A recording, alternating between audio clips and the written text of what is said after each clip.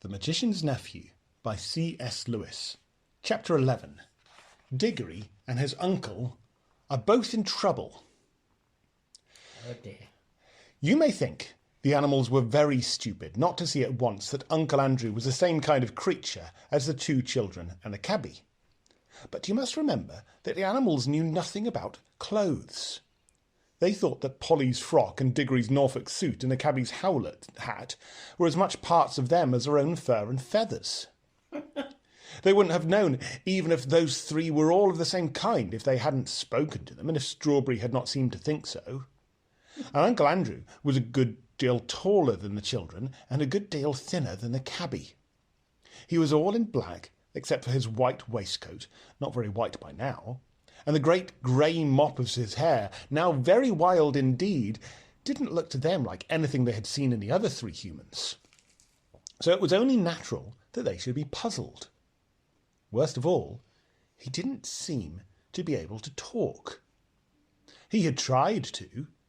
When a bulldog spoke to him, or as he thought first snarled, then growled at him, he held out his shaking hand and gasped, "Good doggy, then poor old fellow."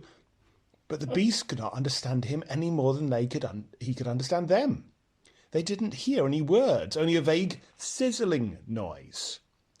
Perhaps it was just as well they didn't, for no dog that I ever knew, least of all a talking dog of Narnia, likes being called a good doggy, any more than you would like to be called my little man.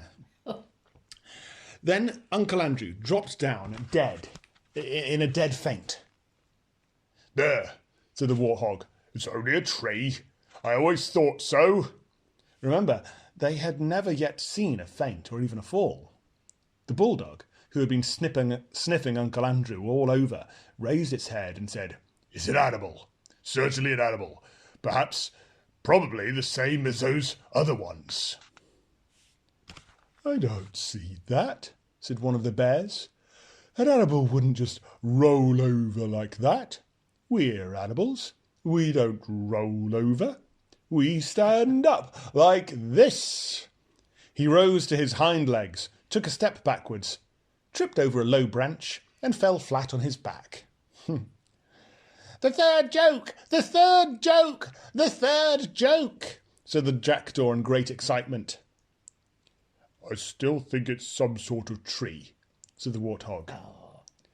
"If it's a tree," said the other bear, "there might be a bee's nest in it."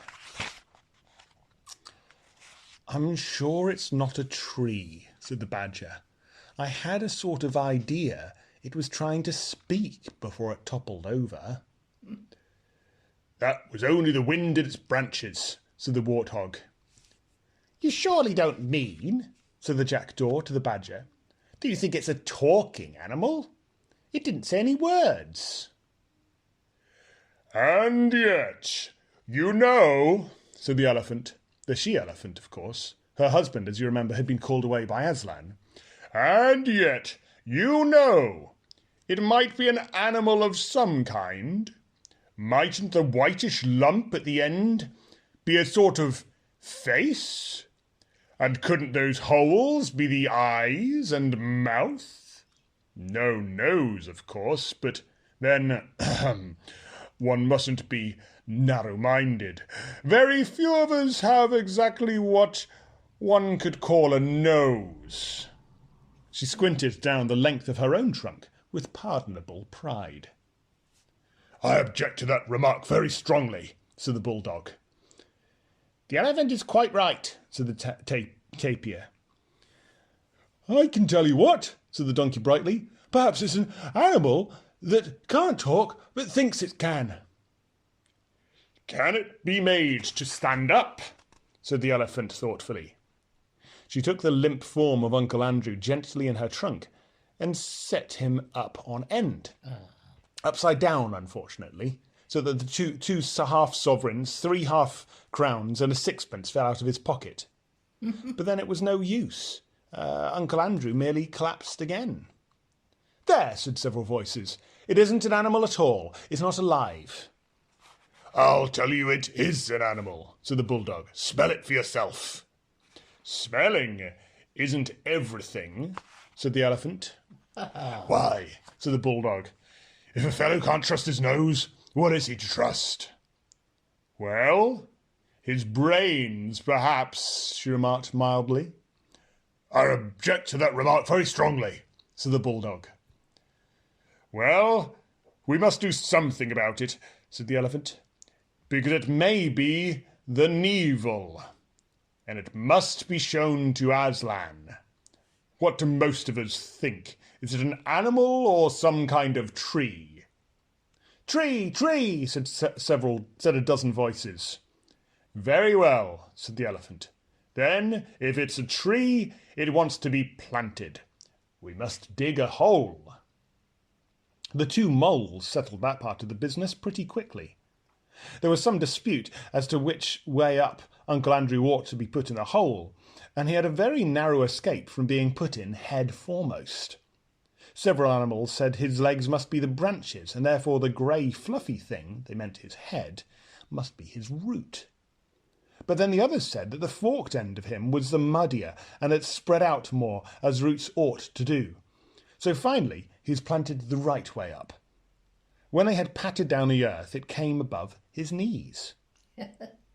He looks dreadfully withered, said the donkey. Of course, it wants some watering, said the elephant. I think I might say, meaning no offence to anyone present, that perhaps for that sort of work, my kind of nose... I object to that remark very strongly, said the bulldog. But the elephant walked quietly to the river, filled her trunk with water, and came back to attend to Uncle Andrew. The sagacious animal went on doing this till gallons of water had been squirted over him, and water was running out of the skirts of his coat frock as if he had been for a bath with all his clothes on. In the end, it revived him. He awoke from his faint. Oh, thank you. What a wakening it was! But we must leave him to think over his wicked deed, if he was likely to do anything so sensible, and turn to more important things. Strawberry trotted on with Diggory on his back, till the noise of the other animals died away. And now the little group of Aslan and his chosen counsellors was quite close. Diggory knew that he couldn't possibly break in on so solemn a meeting, but there was no need to do so. At a word from Aslan, the he-elephant, the ravens, and all the rest of them drew aside. Diggory slipped off the horse and found himself face to face with Aslan. And Aslan was bigger and more beautiful and more golden and more terrible than he had thought. He dared not look into those great eyes. Please, Mr. Lion, Aslan, sir, said Diggory. Could you, please, would he give me some magic fruit of this country to make mother well? He had been desperately hoping that the lion would say yes. He had been horribly afraid he might say no, but he was taken aback when it did neither.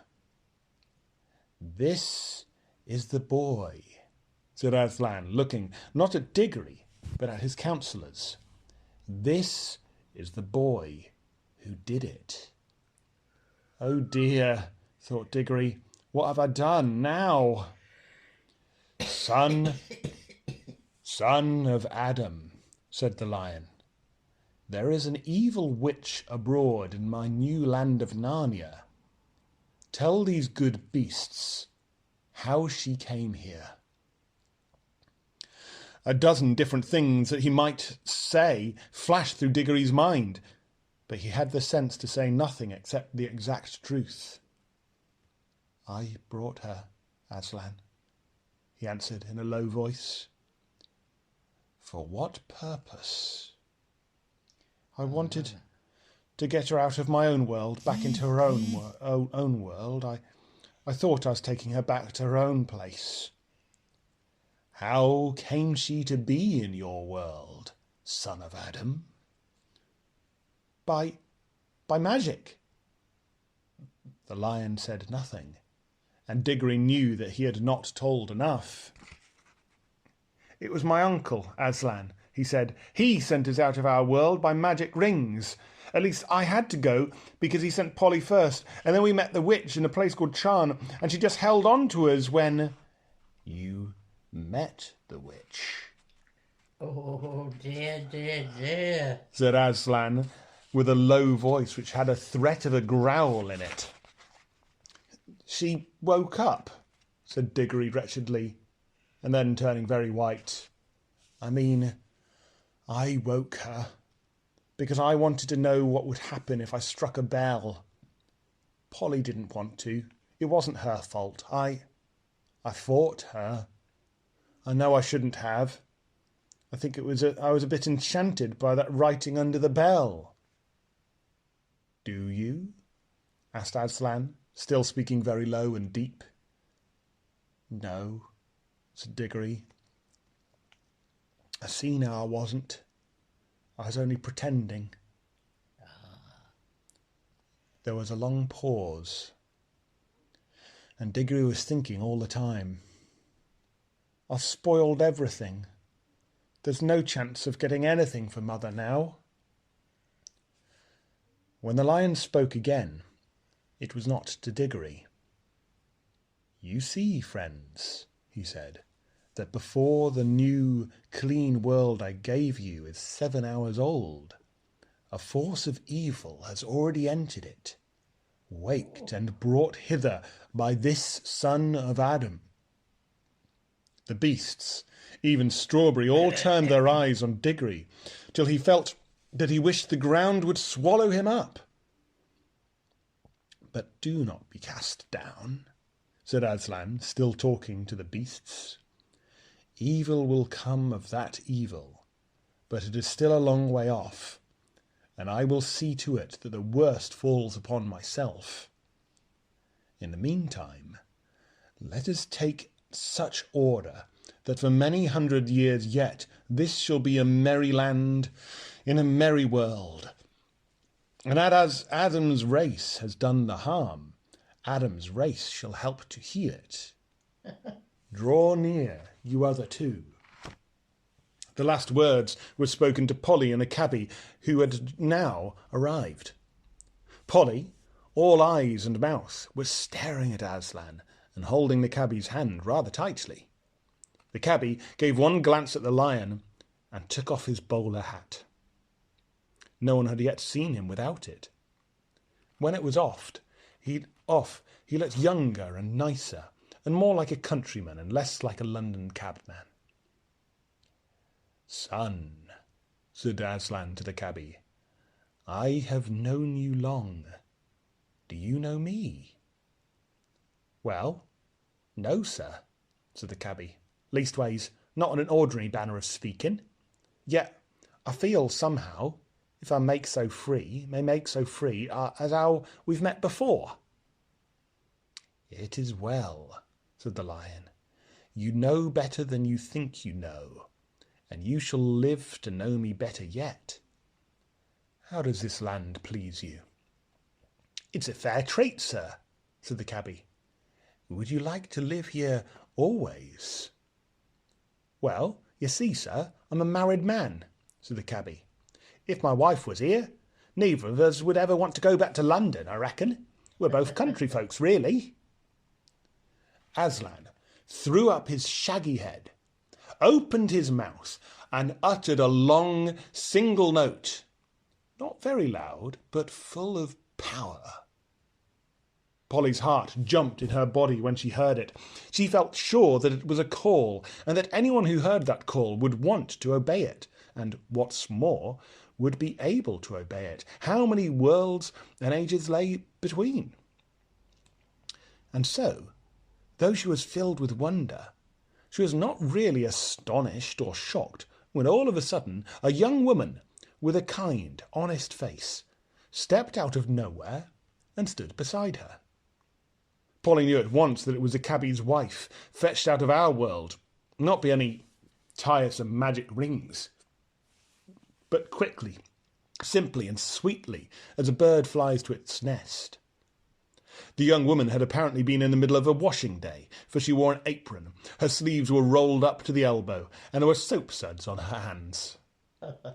If she had had time to put on her good clothes, her best hat had imitation cherries on it, she would have looked dreadful. As it was, she looked rather nice. Well, Of course, she thought she was dreaming. That was why she didn't rush across to her husband and ask him what on earth had happened to them both. But when she looked at the lion, she didn't feel quite so sure it was a dream. Yet for some reason she did not appear to be very frightened. Then she dropped a little half-curtsy, as some country girls still knew how to do in those days. After that, she went and put her hand in the cabbie's and stood there looking around her a little shyly.